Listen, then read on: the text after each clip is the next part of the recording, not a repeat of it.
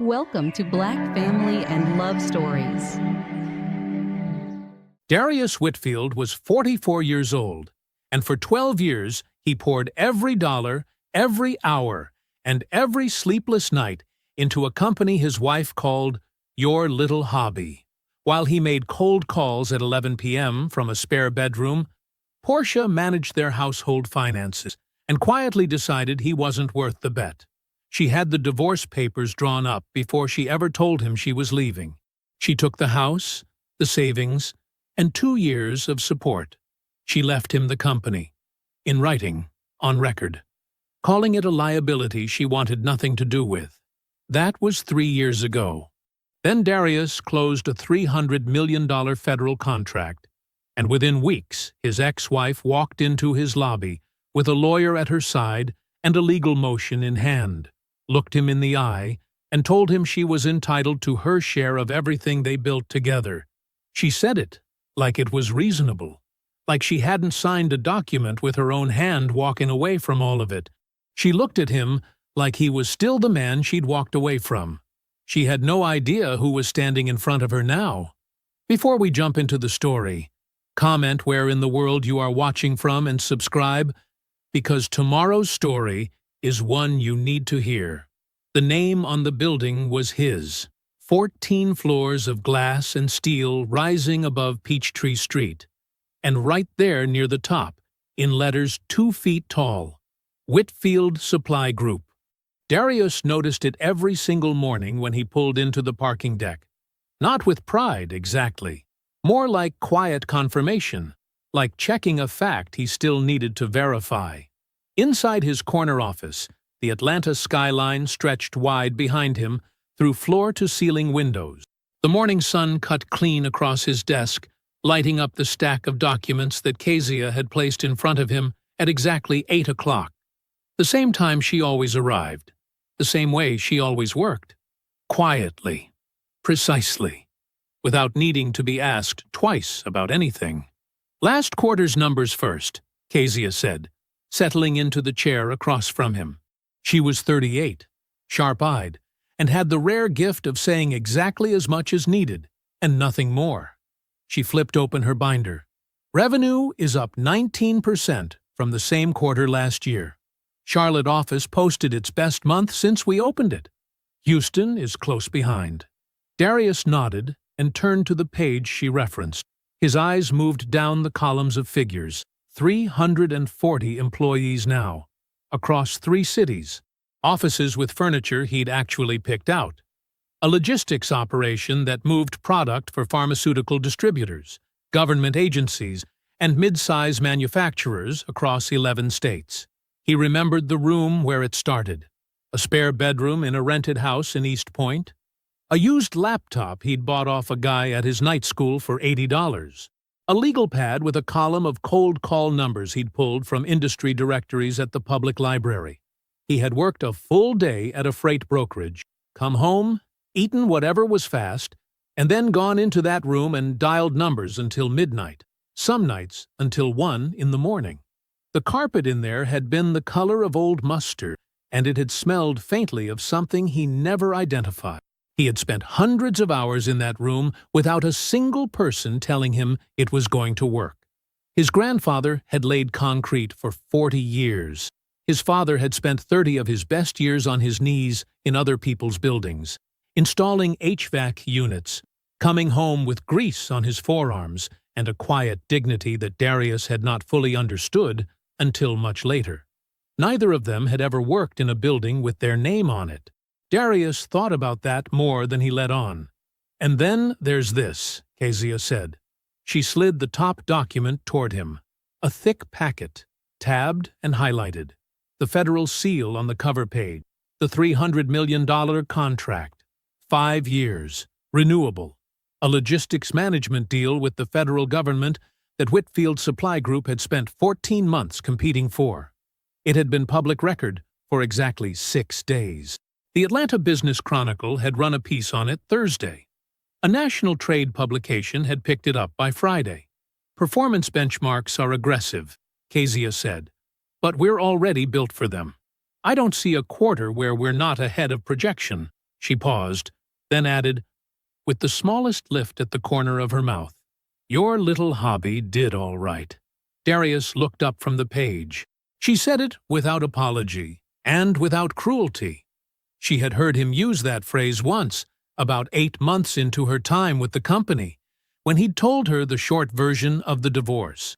She had never brought it up again until right now, and the way she said it, flat and factual, the words landing like a verdict, made something shift in his chest. A release of pressure he hadn't realized he'd been holding. "Yeah," he said. "It did." He turned back to the contract, initialed where Fletcher had tabbed it, turned each page carefully, the way he always handled documents that mattered. Not rushing, not performing efficiency, just doing the thing right, because doing it right was the only method he'd ever trusted. He was on the 3rd tab when the phone on his desk buzzed. He pressed the speaker button without looking up. "Go ahead." The voice of his front desk associate came through, careful and slightly uncertain, the tone people used when they weren't sure how the next sentence was going to land. "Mr. Whitfield, I'm sorry to interrupt. There's a woman down here in the lobby. She says she's your wife." A beat. "And there's a man with her. He says he's an attorney." The room was very quiet. Kezia did not move. She did not look away from him, but she went still in the way people go still when they understand that something has just changed in a room. Darius set his pen down on the desk. Slowly, he looked at the federal contract in front of him, at his name printed at the top of the page, at the seal, at the figures that represented everything the spare bedroom had been reaching toward. Then he pressed the button again. "Tell them I'll be down in 10 minutes. He did not rush. That was the first thing. He went to his private bathroom, ran the cold tap, and pressed both hands flat against the edge of the sink. The marble was cool beneath his palms. He looked at his reflection in the mirror above it, the gray threading through his close-cut hair, the lines at the corners of his eyes that hadn't been there 5 years ago, the face of a man who had earned every single thing waiting for him upstairs on that desk. He straightened his tie, a deep navy, no pattern. He smoothed the front of his jacket. He looked at himself for a long moment. Then he turned off the tap and walked out. The elevator opened on the lobby, and Darius stepped out into the cool, marble-floored entrance of his building. The space was clean and deliberately understated. Dark stone floors, a reception desk of pale wood, the company name etched into the wall behind it in brushed steel. He had approved every detail of this lobby himself. He had stood in this exact spot and imagined it before it existed. He saw her immediately. Portia stood near the security desk, and she looked exactly the way she always looked, composed, polished, dressed in a charcoal-wrapped dress that said, "I belong in rooms like this." Her hair was pulled back. Her posture was perfect. She had the practiced ease of a woman who had never once walked into a room without first deciding how she wanted to be perceived in it. Beside her stood a man Darius didn't recognize. He was maybe 50, wearing a gray suit that fit well and carrying a dark leather portfolio under one arm. He had the smooth, unhurried expression of a man who made his living saying difficult things in pleasant voices. Portia saw Darius cross the lobby. Her face arranged itself into something warm and civil.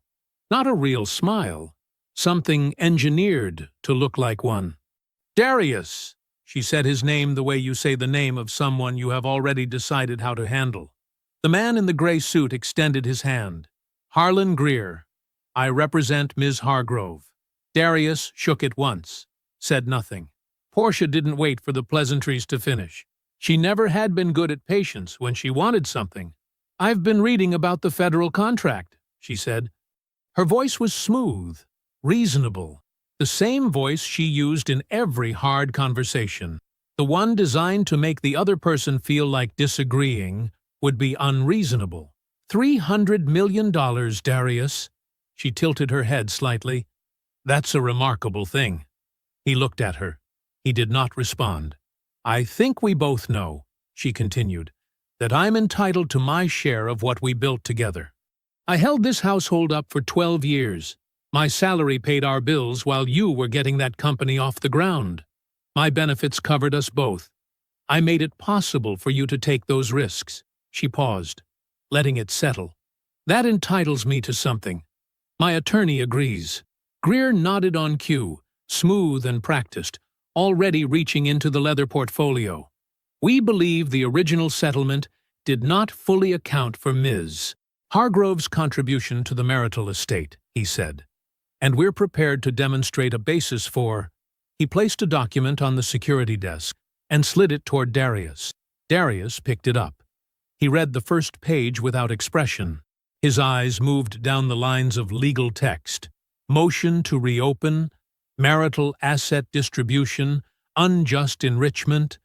The words clean and formal, the kind of language that turned a person's life into a procedural dispute. He took in the page the way he took in every document, completely, without reaction. He set it back down on the security desk.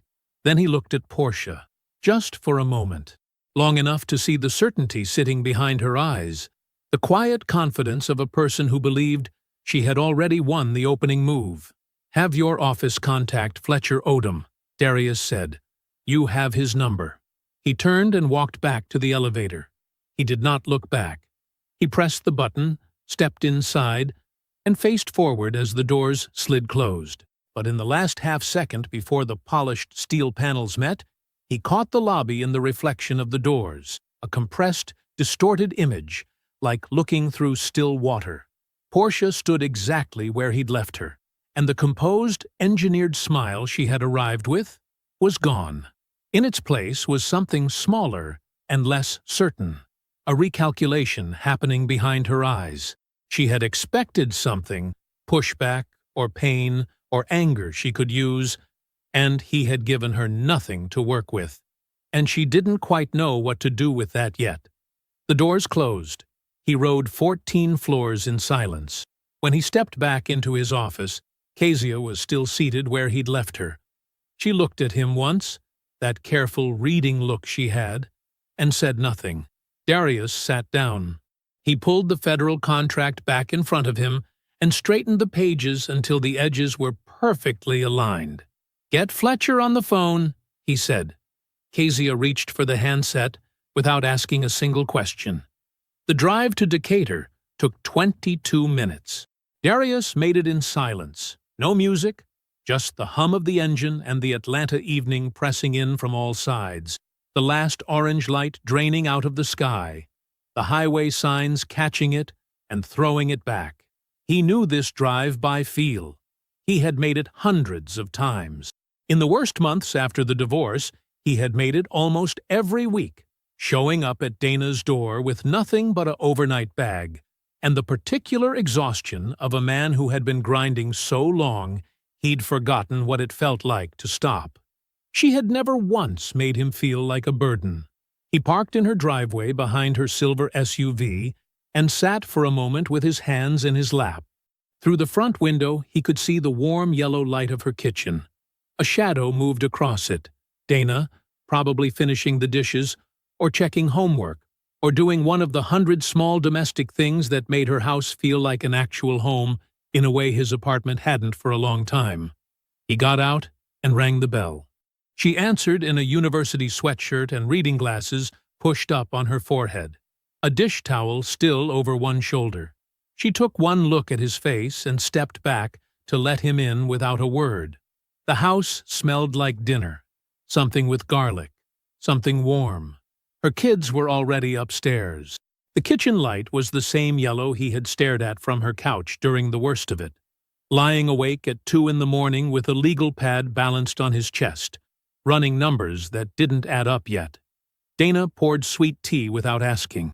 She set both glasses on the kitchen table, pulled out a chair, and sat down across from him. He told her everything. From the front desk call to the lobby. Portia's dress, her posture, the engineered smile, Harlan Greer, and the leather portfolio. The motion slid across the security desk like it was already decided. He told her what Portia had said, word for word, because he remembered it exactly. He always remembered exactly. Dana listened. She did not interrupt, which was unusual enough that he noticed it. She sat with both hands around her glass, watching him, and let him finish the whole thing before she said anything at all. When he was done, she was quiet for a moment. Then she said, "Did Fletcher keep everything?" "Every document," Darius said. "Every date, everything."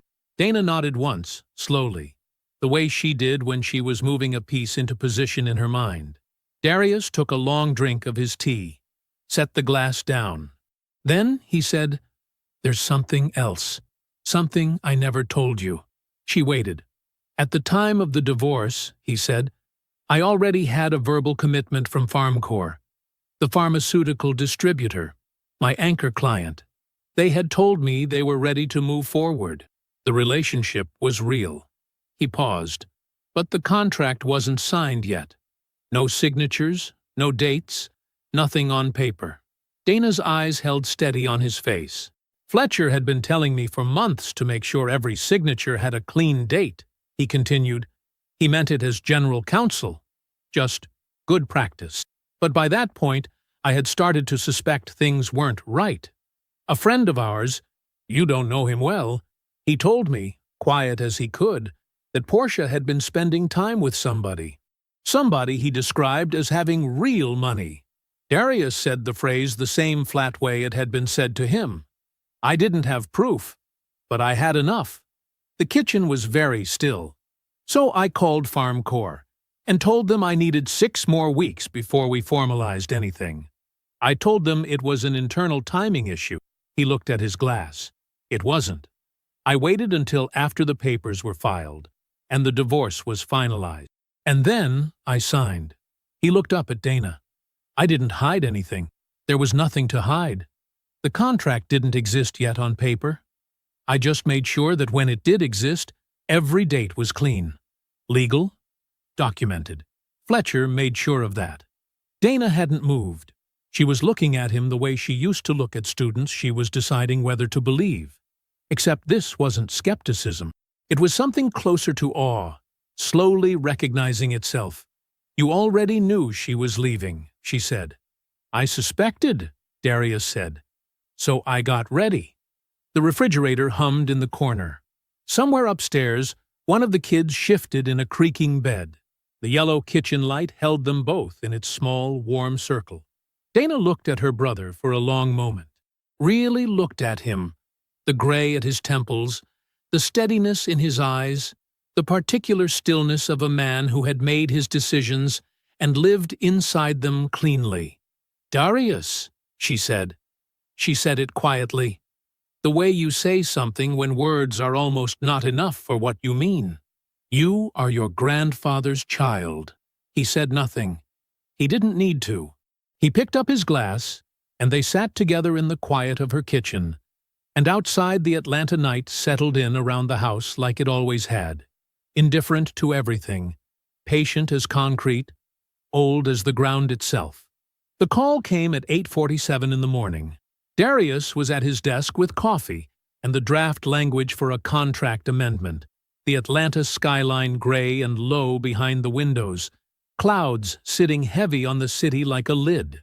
Kezia had already been in and out twice. The day was moving the way good days moved, with purpose, without noise. Then his phone lit up. Fletcher. "Sit down," Fletcher said, before Darius could speak. "I'm already sitting." "Good." A pause. The kind Fletcher used when he was ordering his thoughts before he delivered them. "I've been doing discovery prep since yesterday afternoon. Background research, financial filings, public record pulls. I wanted to know exactly what we're dealing with before I said anything." "Tell me," Fletcher told him. Roland Voss, the man Portia had left Darius for, the man with the real money, the real estate developer with the big name and the bigger condo, had filed for Chapter 11 bankruptcy protection 4 months ago. Not a rumor. Court record. Filed in the Northern District of Georgia. Case number available to anyone who wanted to look. His real estate company, which had been valued on paper at somewhere near $40 million, was worth approximately $800,000 after debt. 4 months of legal proceedings had already made that number worse. Staff had been laid off.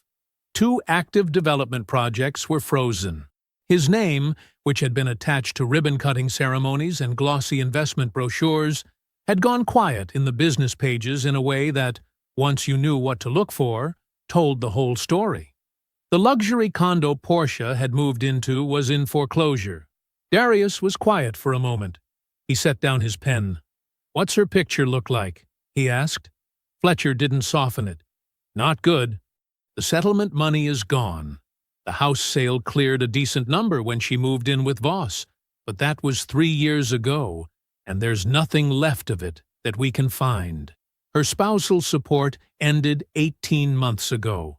She's on her hospital administrator's salary, which is real money, but she's carrying expenses that salary wasn't sized for.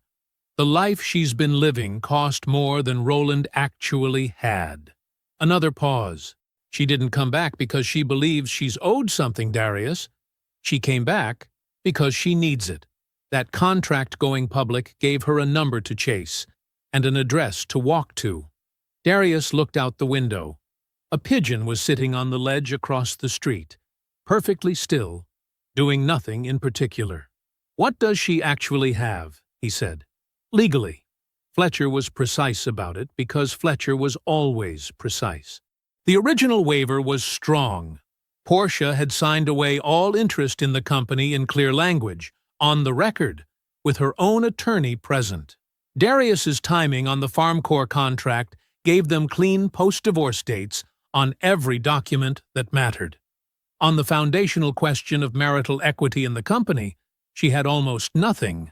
But her attorney isn't arguing marital equity, Fletcher said. He's smarter than that. He's arguing unjust enrichment. The theory is that Portia's income, her salary, her benefits, her financial stability, is what allowed you to take entrepreneurial risks you couldn't have taken on your own. That she was the floor you built on. That without her holding the household together, there would have been nothing to grow. A beat. It's not a frivolous argument. I need you to hear that. Some judges have found it compelling. The right courtroom, the right presentation, the right optics. It's not a slam dunk for us. How messy could it get? "A year," Fletcher said. "Maybe more. Real legal fees, real depositions, and even if we win, which I believe we would, it becomes a story. The press has already picked up the contract announcement. Add a divorce claim, and it becomes a different kind of story." The pigeon on the ledge shifted, then settled again. Darius thought about Portia in the lobby yesterday morning. The composed smile, the tilt of her head, the way she had said $300 million like she was simply reading a number off a page, neutral and factual, when what she was actually doing was telling him she'd been watching, that she had seen it, that she had waited to see how big it got before she moved. He thought about the document she had signed 3 years ago. Her own words, notarized. "I want nothing to do with that business." She had called it a liability. He picked up his pen. "Then we don't litigate it away," he said. "We end it." Fletcher was quiet for half a second. "How?" "The way I end everything," Darius said. "Completely." The records came up on a Wednesday. Darius had asked Kezia for them 2 days after Fletcher's call. All incorporation documents, operating agreements, and financial filings predating the divorce. Everything from the first year of the company forward. Kezia didn't ask why. She simply said she'd have them pulled and organized by end of day. And she did, because that was how Kezia operated. By 4 o'clock, a thick manila folder was sitting on the edge of his desk with a sticky note on the front that said, "Pre-divorce." All of it. K. He didn't open it right away. He let it sit there while he finished the rest of his afternoon. There was work to do, and the work didn't stop because his ex-wife had walked into his lobby with a leather portfolio lawyer. He answered emails, He reviewed a vendor proposal. He signed off on a staffing change in the Charlotte office. Then, at 6:15, when the floor had emptied and the city outside was going amber and gold, he opened the folder. He read for 45 minutes. At 7, he picked up his phone and called Perry Langston. Perry answered on the second ring, the way he always did, like he had been expecting the call and saw no point in pretending otherwise. "Darius."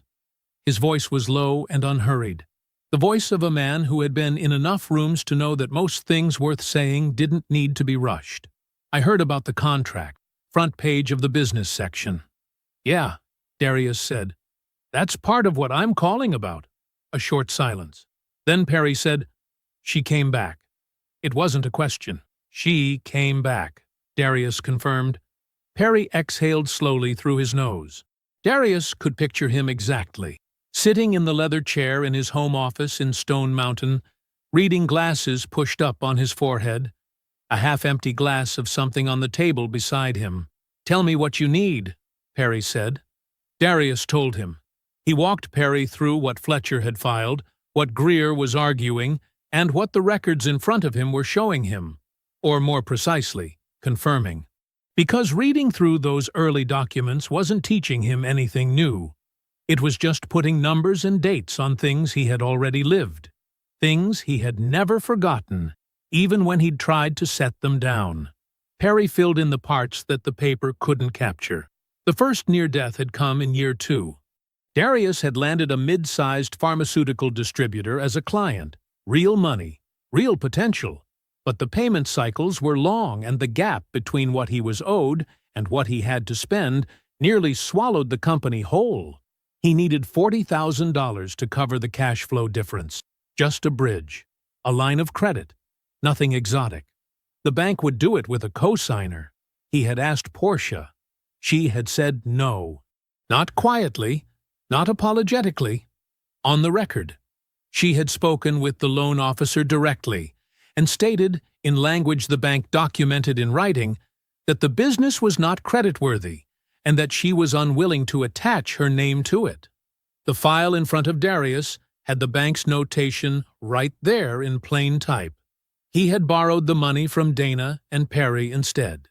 Dana had given him $22,000 from her savings, money she had documented as a personal loan with repayment terms, because Dana documented everything. Perry had covered the remaining 18. Darius had repaid both of them in full, with interest he insisted on, within 14 months. "I remember sitting across from you at that diner on Peachtree," Perry said. "You had the bank letter in your hand? I asked you what Portia said, and you just looked at me for a second and said she had concerns." He made a short sound that wasn't quite a laugh. I knew what that meant. Darius said nothing. "The second time was worse," Perry continued, "when the Kellner account blew up." Darius remembered it without needing Perry to remind him. A logistics error, the wrong routing on a temperature-sensitive shipment, had nearly cost him his largest client at the time. He had spent 3 straight weeks working around the clock to fix it. Phone calls at midnight, revised proposals, site visits. He had rebuilt that relationship one conversation at a time, and he had done it while running on 4 hours of sleep and whatever was left in the coffee machine. Portia had gone to Savannah that same week. A trip with friends she had been planning, she said. She came home 12 days later with a tan and a complaint that she felt neglected. She wanted a vacation, a real one, somewhere warm. He hadn't said much. He had gone back to work. "She didn't put $1 into that company," Perry said. His voice was even. Not angry, just stating the arithmetic of it. "She didn't sign for it. She didn't sit up with it when it was sick. She bet against you, Darius. She looked at what you were building, and she put her money on you failing." A pause. "She lost. And now she wants to collect on a ticket she already threw away." Darius looked at the bank refusal document in the folder. The date on it. The neat, institutional language of it. Ms. Hargrove declined to serve as co-signatory, citing concerns regarding the applicant business's creditworthiness. He called Fletcher next and told him about the bank document. Fletcher said he wanted the original, or a certified copy, in the file by Friday. He said it the way he said most things, quietly, with the certainty of a man who had already decided what was going to happen next. After he hung up with Fletcher, Darius sat alone in the office. The folder was open in front of him. The refusal document, Dana's loan receipt, dated and signed, Perry's repayment record, the Farm Corps contract with its clean post-divorce date sitting right there at the top of the signature page, Portia's own statement from the original divorce deposition in which she had described the company as financially distressed and not an asset I want to be associated with. He read through all of it slowly, the way he read everything that mattered. Each page was one more wall in something that was becoming very solid. The petition arrived on a Thursday morning. Fletcher called Darius at 8:15 to walk him through it before the day got away from them. He spoke in his usual manner, measured, precise, no wasted words, but Darius could hear something underneath the economy of it, a careful quality. The voice Fletcher used when he wanted to make sure his client understood something fully before reacting to it. "Greer's smarter than I initially gave him credit for," Fletcher said. "He's not going after marital equity in the company. He abandoned that angle, probably knew the waiver would kill it in the first 5 minutes. So he went sideways. Unjust enrichment," Darius said. "Unjust enrichment," Fletcher confirmed. "The argument is this.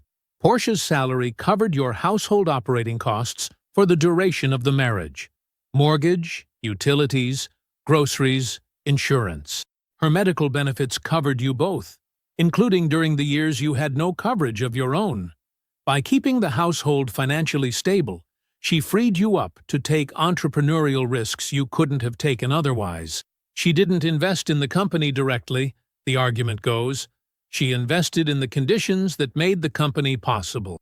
Darius was quiet. "It's a framing argument," Fletcher continued. "Technically accurate in the narrowest sense. She did earn income.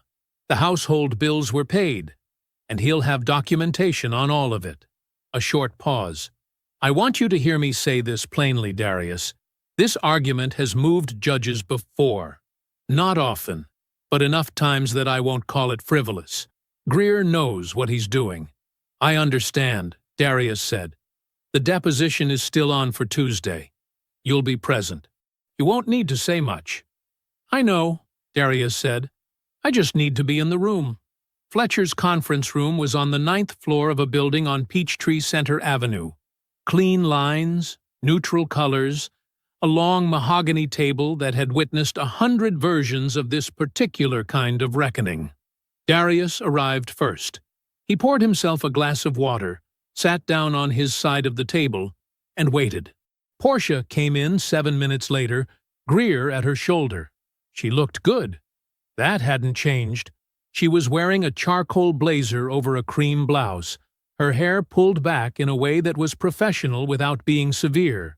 She carried herself the way she always had, with a composed, unhurried ease, like a woman who had decided in advance how the room was going to feel about her and saw no reason to doubt her own judgment.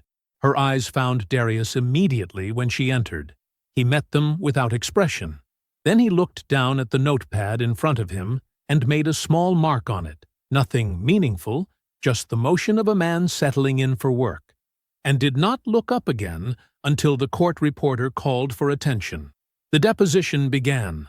Portia was polished. She had been coached well, and she wore the coaching naturally, which made it more effective. She spoke about the early years of the marriage with a quiet steadiness that was easy to find sympathetic. A woman who had worked hard, carried a household, supported a husband's ambitions without complaint, and asked for very little in return. "I was the financial anchor," she said at one point, her voice calm and factual. "Darius had the vision. I had the stable income. I made sure the lights stayed on and the mortgage was paid while he built what he was building. I didn't begrudge that.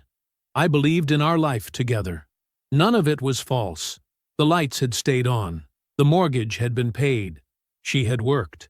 and her income had been real. But she was describing the walls of a room and calling it the architecture of the house. Darius sat across the table and said almost nothing. He answered the procedural questions when they were directed at him. He did not interrupt. He did not shift in his chair. He simply listened to her, the way you listen to something you have already fully understood, and watched. For most of the deposition, Portia did not look directly at him. She kept her attention on Greer, on Fletcher, on the court reporter's moving fingers. Her performance was smooth and consistent. Then, about 40 minutes in, she said something about the household insurance and glanced across the table to gauge the room, and found Darius looking at her. Not with anger, not with contempt, with nothing at all. Just watching, completely still, like a man sitting in a room where he already knew every word that was going to be said before anyone said it. Her next sentence came out fractionally slower than the one before it. A beat, barely noticeable. Her gaze moved away from his and back to Fletcher, and she recovered smoothly, but the recovery itself was the tell. She had expected something from him, some visible reaction, some sign that she was landing. There was nothing to find. The deposition concluded 90 minutes after it began. Portia and Greer gathered their materials and left the conference room with the measured courtesy of people who believed they had performed well. The door closed. Fletcher stacked his notes and looked across the table at Darius. "You ready to show them what we have?" Darius capped his pen. "Not yet," he said. "Let her feel safe a little longer." Fletcher nodded once, slow, deliberate. The nod of a man who recognized the difference between a client who was reacting and a client who was positioning. He picked up his notes and said nothing further. Fletcher called Dana at 6:15 that evening.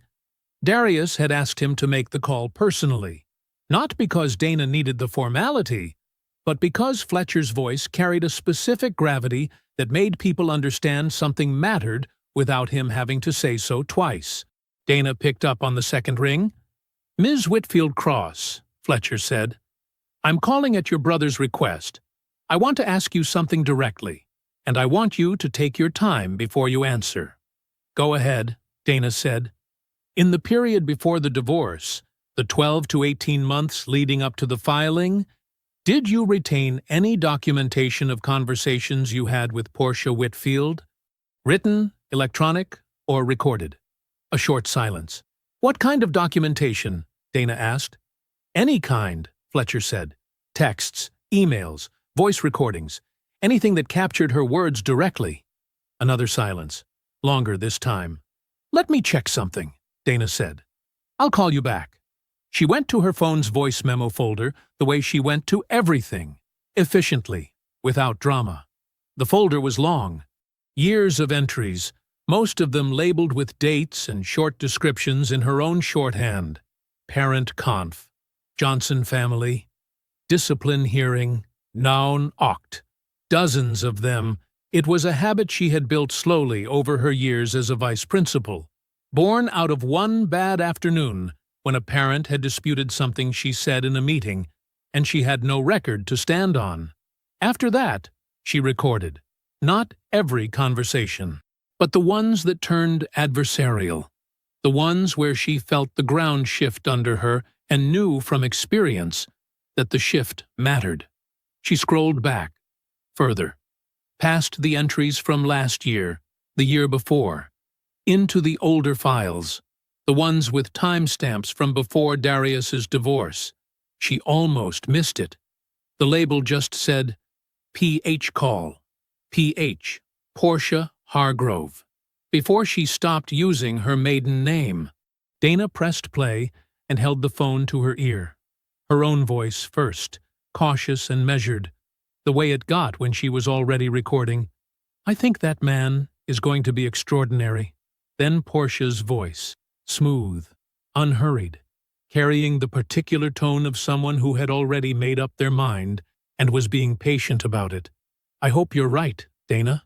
I really do. But I can't afford to bet my life on a hope." Dana stood in her kitchen for a moment without moving. Then she called Fletcher back. She brought the phone to his office the next morning before work. Fletcher had a technician copy the file, verify the metadata, and produce a written transcript by noon. The authentication took the rest of the afternoon. By 4 o'clock, Fletcher had a certified copy of the transcript in a manila folder on his desk. He called Darius. Darius came in at 5. He sat across from Fletcher and read the transcript once. The whole thing was less than half a page. He read it slowly, the way he read contracts, taking in each line completely before moving to the next. When he finished, he set it down on Fletcher's desk. He was quiet for a long moment. His hands were flat on the table. He was not clenching them. Fletcher did not fill the silence. Outside the window, Atlanta was moving through its early evening. Headlights, the low hum of traffic on Peachtree, the slow dimming of the sky over the buildings. Darius looked at the transcript once more without picking it up. Then he said, "Add it to the file." Fletcher nodded and did exactly that.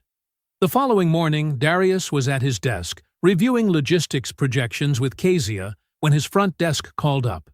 "Mr. Whitfield, there's a man in the lobby asking to see you. He doesn't have an appointment. He says his name is Roland Voss."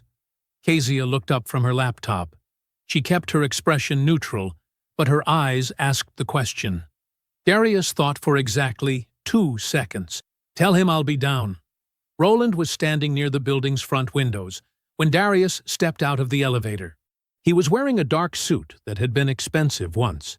You could still see it in the cut, the fabric, but it hung on him slightly differently now, like a man who had lost weight he hadn't meant to lose.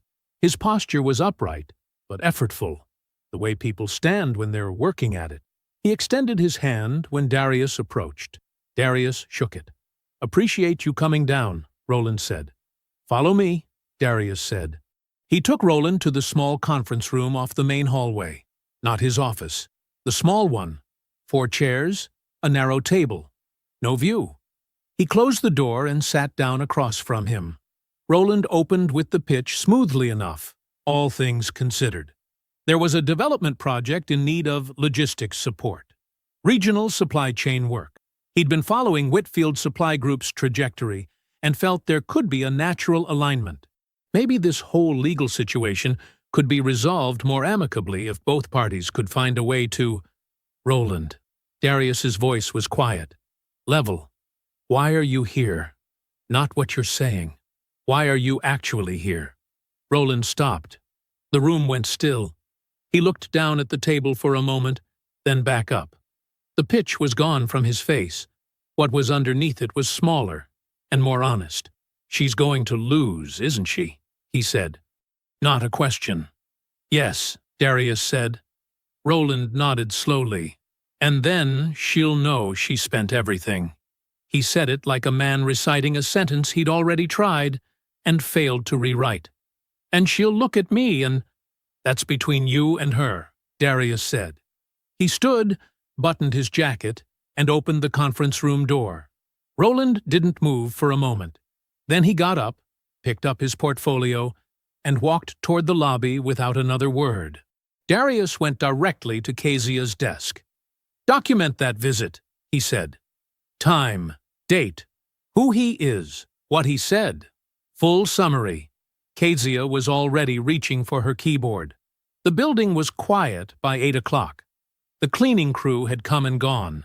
The receptionist had locked the front desk. Kezia had stopped by his doorway at 6:30, coat on, bag over her shoulder, and said, "Go home at a reasonable hour," the way she always did. Not quite a request, not quite a command. He had nodded. She had not believed him. She was right not to. Darius was still at his desk at 8:45. The city laid out behind him through the floor-to-ceiling windows, like something from a picture he would not have let himself imagine, back when pictures like this felt like someone else's life. Fletcher's binder was open in front of him. It was thorough. It was the kind of document that made arguments feel unnecessary, the kind that simply presented the truth in sequence and let the sequence do the work. Tab by tab. The bank refusal. Dana's loan receipts, Perry's affidavit, 3 pages, signed and notarized. The anchor contract with its clean post-divorce date. Portia's own words, from the original divorce deposition, printed in plain black type on white paper. And at the back, in a clear plastic sleeve, the certified transcript of a phone call Portia had made 3 years ago to a woman she believed would stay quiet. He read through it slowly. Not because he needed to. He had read it before. He knew every page. He read it the way you revisit something to make sure it's still real. He thought about the spare bedroom. Not this building, not these windows. A bedroom in a rented house in East Point with a second-hand desk pushed against the wall and a lamp he'd bought at a garage sale for $4 because the overhead light buzzed and he couldn't concentrate. A used laptop. A printed list of cold call numbers, each one marked with a pen after he'd dialed it. A dot for no answer. A line through it for a hard no. A small star for callback. He had made those calls at 11 at night because 11 at night was the only hour he had. Every other hour belonged to the day job, the commute, the bills, the careful management of a household that required 2 incomes to stay level. He had come home from work, eaten whatever was in the refrigerator, and sat down at that second-hand desk and dialed. Portia had been asleep down the hall on most of those nights. Or she'd been awake and had not come in to ask how it was going. He could not remember a single time she had come in to ask how it was going. He did not think about this with bitterness. It was just a fact. Like the date on a document. It either was or it wasn't. He thought about the kitchen table. He had refinished it himself the 2nd year of their marriage, stripped it down to bare wood, restained it a dark walnut, sealed it with 3 coats until it looked like something from a showroom. He had been proud of it in the uncomplicated way you are proud of something you made with your hands. Portia had approved of the result, which at the time had felt like enough. That was the table she slid the papers across. He remembered the morning clearly. The light coming through the kitchen window, the coffee he hadn't touched, the way she sat across from him, straight-backed, composed, unhurried. She did not look like someone in pain. She looked like someone who had completed a process. The papers were already drawn up. The attorney was already retained. There were no raised voices, because there was nothing left to argue about. She had already left. The conversation was administrative. She had not wanted anything to do with the company. She had said so. She had written it down and signed her name beneath it. He had let her go. He had gone back to the spare bedroom, not that bedroom, but the same impulse, the same desk, the same 11 o'clock discipline. And he had built. He did not feel rage sitting in his office with the binder open in front of him. Rage was too hot, too fast, too imprecise. Rage was for people who had been surprised. He had not been surprised. He had been prepared. There was a difference, and it was the difference that had mattered. What he felt was quieter than rage, and more complete. It was the feeling of a man who had done the work, kept the records, and waited, not impatiently, not with clenched teeth, but with the steady knowledge that the truth was documented and the documents would hold. He closed the binder. He picked up his phone and called Fletcher. Fletcher answered on the first ring. "You still in the office?" "Yes," Darius said. "I want to confirm the conference for tomorrow morning. Before the hearing." 9 o'clock, Fletcher said. Greer confirmed. Portia will be there. A pause. "Adrienne still coming?" "She is." A brief silence. "You sure about that piece? Bringing her sister?" "She needs one person in that room," Darius said. "Who will tell her the truth?" Fletcher was quiet for a moment. Then, "Okay, 9 o'clock. Good night, Fletcher." "Good night." Darius set the phone down. He looked at the binder once more, then closed it and squared it neatly at the edge of his desk. He stood, shut off the office lights, and took the elevator down 14 floors. He drove home through the Atlanta night. Not anxious, not angry. Simply ready. Fletcher's conference room was on the 9th floor of a building 3 blocks from the courthouse. It was a serious room. Dark wood table, 8 chairs, a credenza along one wall with water, and glasses nobody ever touched before 10 in the morning. The kind of room where people came to finalize things. The framed degrees on the wall were not decorative. Neither was the man who had earned them. Darius arrived first.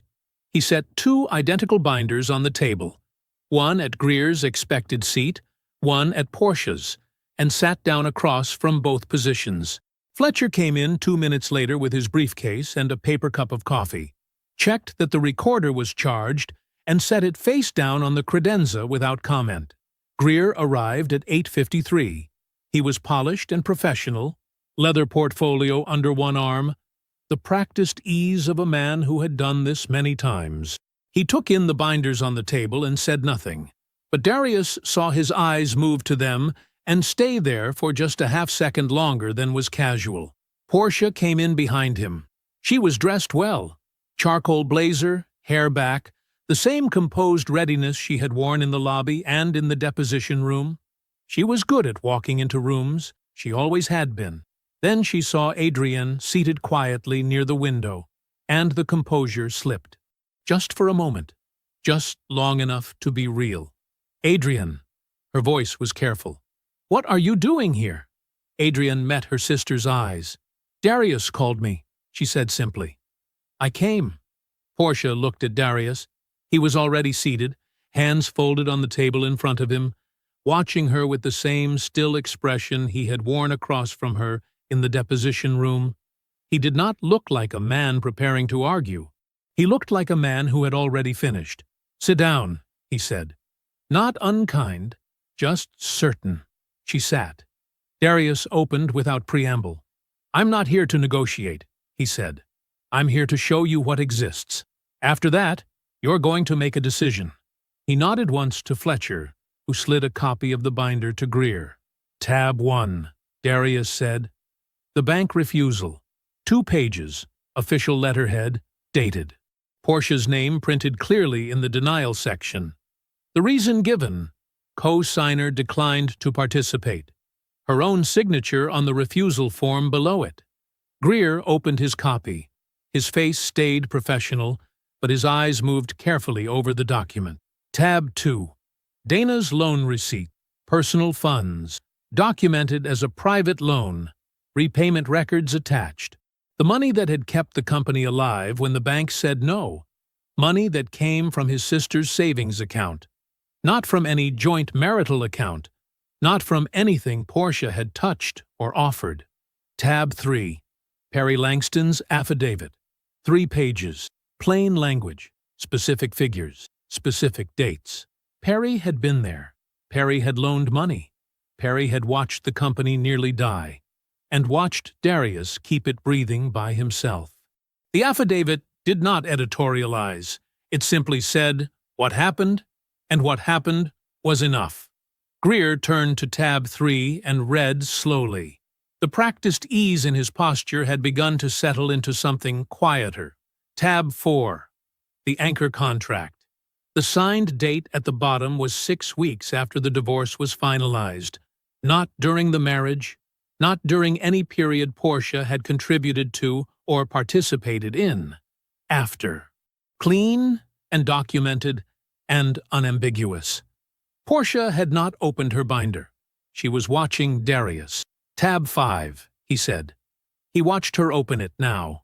Watched her eyes find the document, her own words, from her own deposition in the original divorce proceedings, transcribed and printed. Financially distressed and not an asset I want to be associated with. Her signature at the bottom of the original deposition acknowledgement. She had said it under oath. She had meant it.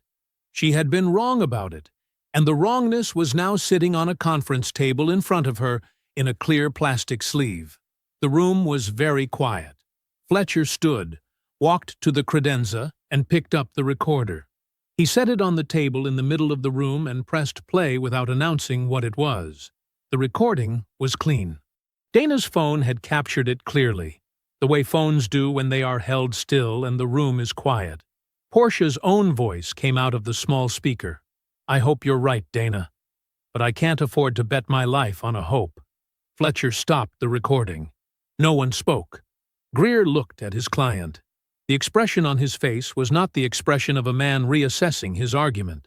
It was the expression of a man who understood he did not have one. Portia was very still. Darius closed his binder. "I built this alone," he said. His voice was even. "No heat in it, no performance. You made sure of that when you left. You declined to sign. You declined to invest. You said what you said to my sister, and you said what you said in court, and you put your name under all of it." He let that sit for exactly one breath. "You are not entitled to what I built after you walked away." He looked across the table. "Dismiss the motion today, and we are finished. You walk out of here, and we never speak again." A pause. "If you don't, every document in this binder becomes public record. Every word, every date, every signature." He turned to Adrienne. "I called you," he said, "because she deserves one person in this room who will actually be honest with her." Adrienne had been still and watchful through all of it. Now she turned to her sister. The two women looked at each other, and something passed between them that had nothing to do with lawyers or documents, something older than that, something that belonged only to the two of them. "Portia," Adrienne said quietly. "Let it go." Portia said nothing, but the thing behind her eyes, that careful, composed calculation she had carried in from the door, shifted. Something gave way in it, slowly, like a structure finally admitting the weight it had been holding.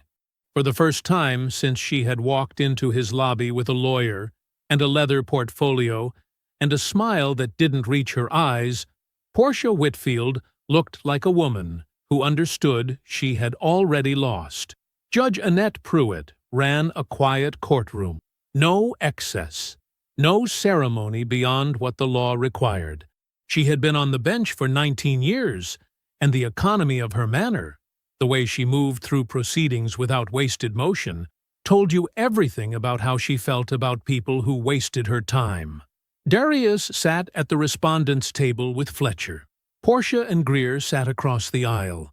The room was small, wood-paneled, fluorescent-lit. Not dramatic, just official. Greer stood when called upon and stated clearly, for the record, that his client was voluntarily withdrawing the motion. Judge Pruitt looked over her glasses at him. Then she looked at Portia. "Ms. Hargrove," she used the maiden name from the filing, "you understand that this withdrawal is with prejudice. That means you cannot refile on this same claim. Not next month. Not next year. Not ever." She let that land. "Do you understand that?" Portia sat straight. Her voice was composed and clean. "Yes, Your Honor." Judge Pruitt held her gaze for a moment. Then she looked down at the paperwork in front of her, made a notation, and said without looking up, "Motion withdrawn with prejudice. Matter is closed." She turned a page. That was it. 19 years on the bench. She had seen this exact shape of mistake 100 times, from 100 different directions. She did not editorialize. She simply moved to the next file. In the hallway outside, Fletcher shook Darius's hand. It was a firm handshake, the kind that meant something, from a man who did not offer things that didn't. Fletcher allowed himself one small nod, the closest he came to visible satisfaction. And then he opened his briefcase and put the file away. "I'll send the final billing by end of week," he said. "Thank you, Fletcher," Darius said, "for all of it." Fletcher nodded again, briefcase closed. "Don't let anyone else make you come back here." Darius almost smiled. "I won't." He walked out of the building and into the Atlanta morning. The air was warm. Traffic moved on the street. Somewhere nearby, a delivery truck idled at a light, its engine steady and unhurried. He did not look back at the courthouse doors. He did not wait to see Portia emerge. There was nothing left to witness. He went back to work. 3 weeks later, A regional business outlet ran a short item. Whitfield Supply Group founder defeats post-divorce equity claim. The piece was 5 paragraphs. It cited the public court record, noted the post-divorce contract date, and quoted the with prejudice dismissal order. It did not quote the recording. It did not need to. The article circulated in Atlanta business circles the way small items do. Quietly, thoroughly, person to person. People who knew Darius read it and were not surprised. People who didn't know him read it and remembered his name. Portia's name did not appear in the article. It did not have to. The world she worked in was not large, and the story found its way there on its own. 2 months after the article ran, she was quietly passed over for a department chief role she had been building toward for 2 years. No explanation was given. None was needed. The door simply closed, without ceremony, the way consequences often do. Roland's bankruptcy finalized that fall. The condo was surrendered in October. They moved to a 2-bedroom rental in a part of Atlanta that was perfectly decent, and nothing like what she had imagined her life would look like at 42. Darius did not track any of this. He learned about it the way you learn about weather that passed through a place you used to live. Incidentally, without looking for it. 2 years passed.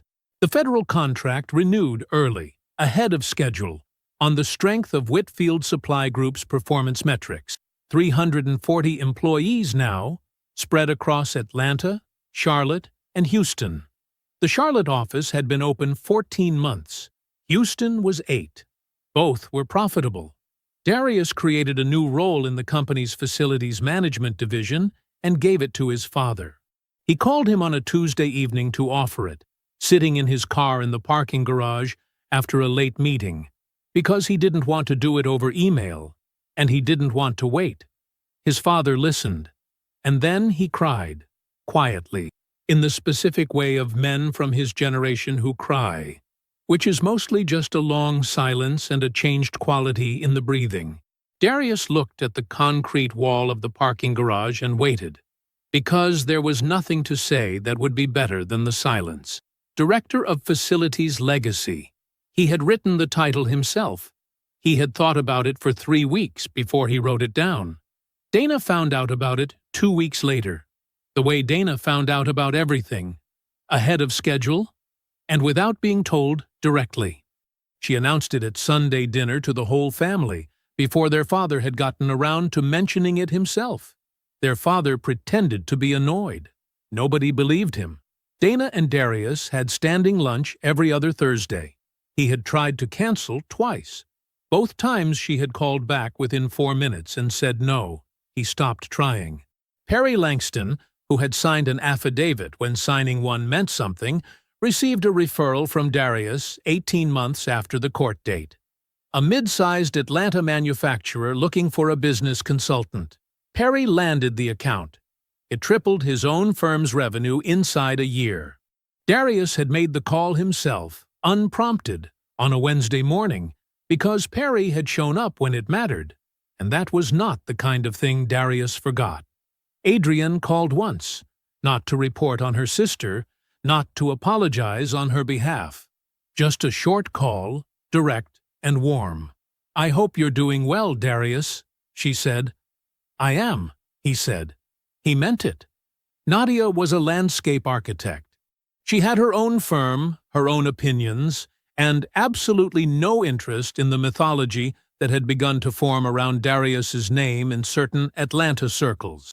She had met him at a fundraiser for a local youth program neither of them had expected to find interesting, and she had spent the first 20 minutes of their conversation arguing with him about whether the city was doing enough to preserve its old-growth tree canopy. He had thought about her for 3 days afterward. She had never asked about his ex-wife. She knew the broad shape of it.